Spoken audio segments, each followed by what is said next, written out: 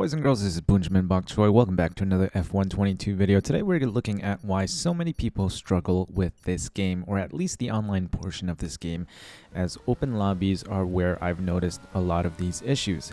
Some of this advice may help in other titles, but this is mainly for F122, and this is mostly for the newer, more inexperienced drivers. Disclaimer, I am not amazing at this game, so take what I say with a pinch of salt. With that out of the way, let's take a look at why I think you aren't finding success in competitive races in F122. Number 1, doing nothing but time trial laps for practice. Time trial has certain benefits, but when preparing for a race or trying to get an idea of how to run a race at a certain track, you can definitely find better ways to spend your practice time. The problem with time trial is that both the car and track are in static, pristine conditions, allowing for you to extract the fastest lap times possible. In a race, you will have to deal with changeable weather conditions, track grip evolution in qualifying sessions, tire wear, fuel loads, etc. All these things will have an effect on how the car handles as the race progresses.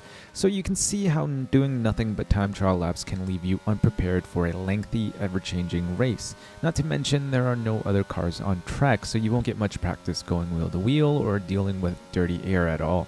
So as you can see, while you can build muscle memory and work on consistency in time trial, you are missing out on a whole bunch of other factors in a race. What do I suggest? Well, just run as many online races as you can. If you are preparing for a league race, maybe try to find a buddy to join you in a lobby and run against the AI just to get an idea of how the car changes and how your setup deals with dirty air. If you can't, then at least run Grand Prix races offline. Just remember that the FOM car and the 2022 F1 cars do handle a little bit differently, so try and spend time with the car that your specific league uses.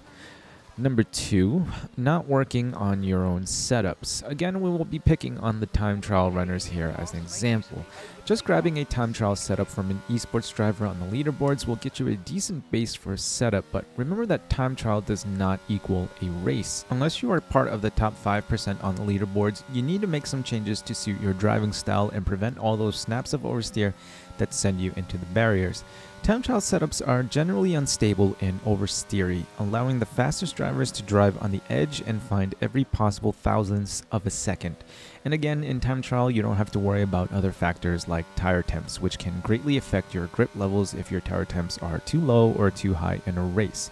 It can make an already oversteery car even more oversteery, or an understeery car feel like driving the Titanic on garbage bin wheels. So what do you need to do? Well, ideally, you want to spend a good amount of time working on setups. There's really no easy way around this, but in a pinch, I would at the very least lower the tire pressures and raise the rear wing 2 clicks or so on a time trial setup to control those tire temps a little bit more and make the car a little bit more stable in a race. Personally, after the last handling model changes, I spent almost 2 entire days working on just my dry setups, and I have 3 setups saved for every track.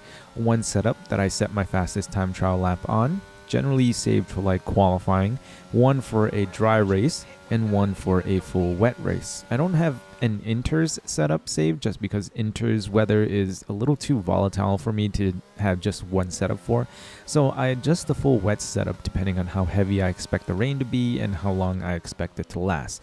Again, in an emergency, lower the tire pressures, raise the rear wing. It won't make you as fast as you can be, but it's a good temporary fix. Number 3, poor ERS management. Your battery is one of, if not the most important resource that you have at your disposal. Almost every single time I race in an open lobby, I see drivers draining their entire battery in the first few laps anytime they even get close to another car. And then by the time DRS is enabled, they're already under 10% and have lost a handful of positions. You need to be smart with your battery. If you start a lap 2 seconds ahead of the driver behind you, and by sector 2 they are within your DRS and you haven't made any mistakes, chances are they are much faster than you. Draining your battery to defend and then being overtaken anyway puts you in a terrible position. You just lost a bunch of lap time fighting, lost the position, allowed other drivers behind to close up even more, and now you have little to no battery left to fight with. So when the next guy eventually catches up, you're a sitting duck and have nothing to defend. So you will just be passed by car after car after car. The smart thing to do would have been to let the faster driver by, tuck into his DRS and get dragged along with the faster driver if you can. Save your battery to battle someone that you might be able to beat later on. If you find yourself having to drain your battery to try and stick with the car ahead, or drain your battery to stay in front of the car behind you when they are clearly faster, you are wasting your ERS. And while we're here on ERS, if you're preparing for an upcoming league race, I would recommend getting to know how ERS works on that specific track. And by that I mean find out how much battery you harvest every lap, how much battery it will cost to deploy down a DRS straight. And then this way you can calculate and manage your battery a little bit better in certain situations. Draining your battery every time you get a 5% charge is not going to get you anywhere. Before you even get close to the car ahead, you're already at 0% and going slow as hell.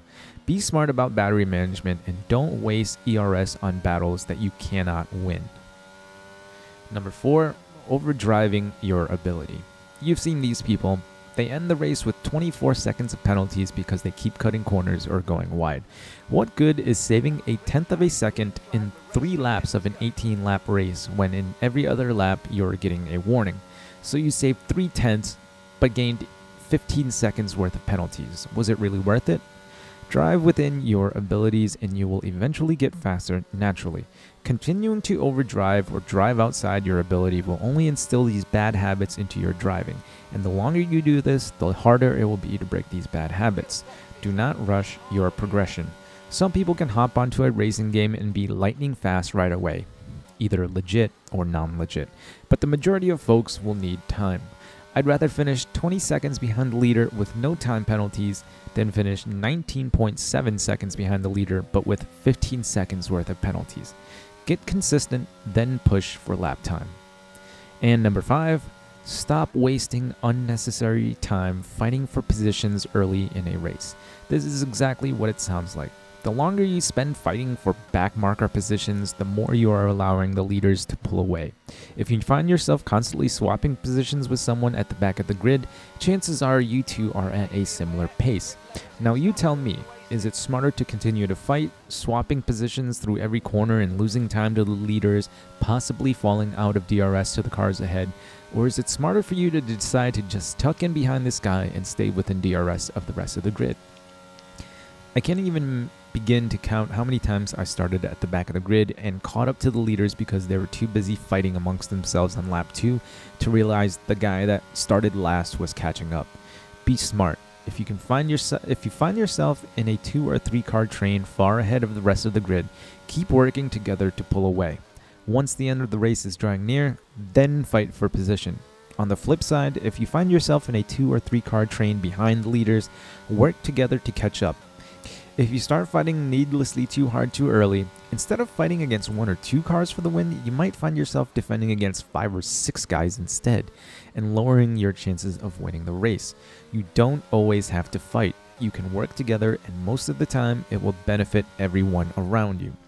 So there we have it, boys and girls, 5 of the biggest mistakes I see people making in online lobbies. I think for a good majority of you, fixing 1 or 2 of these problems will help you drastically in performing better in races.